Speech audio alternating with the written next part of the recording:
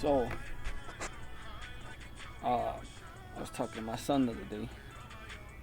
I was telling him that I know a way that y'all can get superpowers. Everybody. And he's like, just looking at me, and we're playing a video game. And I'm like, for real, man, like I know a way that everybody in this whole world could get superpowers. Like these dudes on this game, they ain't got nothing on what you can have.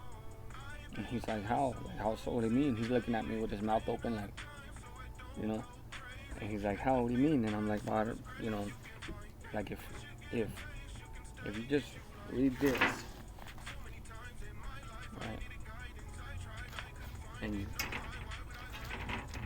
meditate on that word daily, because not superpowers don't come. It's not easy, you know. They're just not free like on the movies, you know what I mean?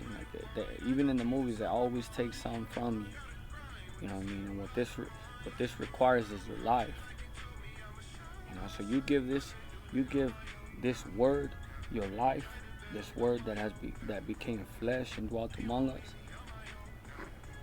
You give them your life. He who was in the beginning and is the end, you give him your life, right? And he'll give you powers unimaginable. Like for real. Like Superman don't got nothing on you. God is everywhere. He's omniscient. He's at all places at all times. So it's like God empowers you with the ability to do more than what you're required of. What the world requires of you means nothing. It means nothing because the world is at enmity with God. So it's like, how can I expect something from my enemies? You know, if they're not with God. Anybody who is not with God, right, and is against him, is your enemy.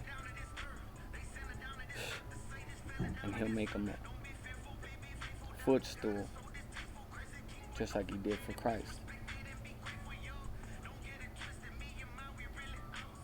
You gotta really focus and look inwardly. Self-awareness and self-discipline, and focus inwardly at the inward man and look at what is really wrong with the picture. Look at what you have and who you are compared to who Christ is and what he offers. But he said, don't come for the food and bread and drink alone. Don't just come don't cheat yourself. God has much more in store for you than something to fill your belly and wash down everything you've been just a glutton of.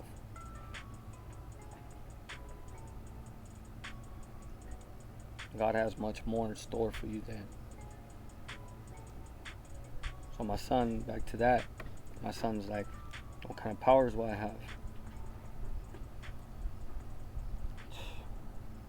I guess kids these days don't even know what unimaginable means.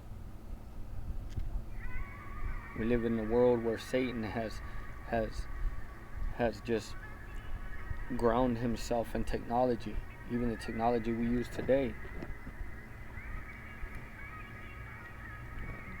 That sounded right. But for real, God is really going out there and he's conquering, because he has to. We have to be living sacrifices. His will, not ours. Sacrifice who you were and who you are to become who God meant you to be in Jesus Christ. A reflection of him.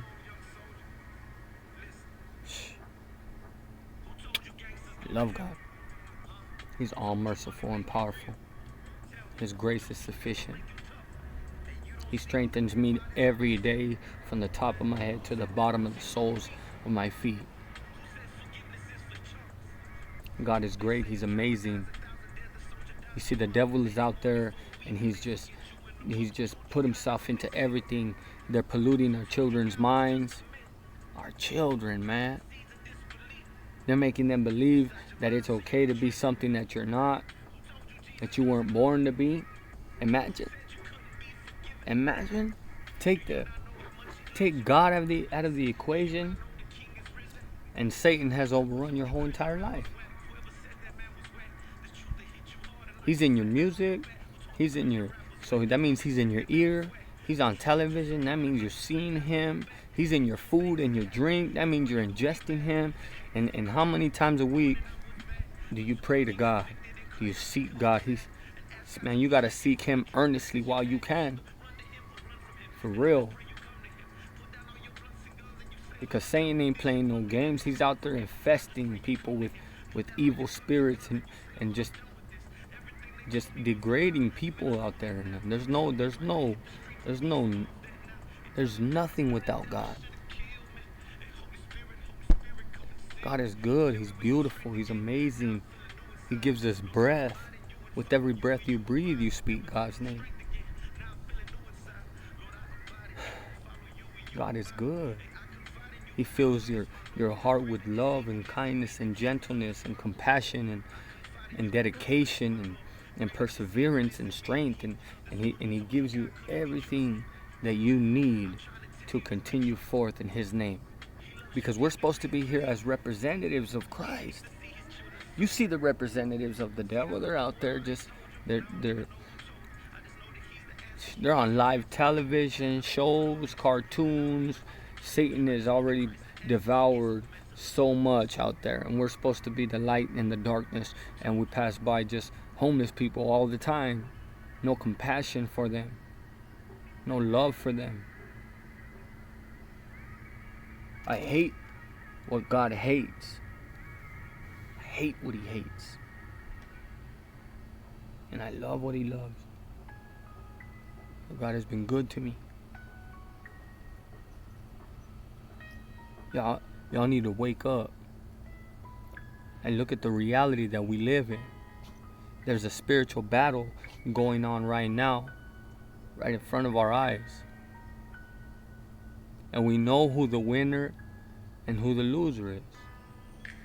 But what it looks like, it looks awful.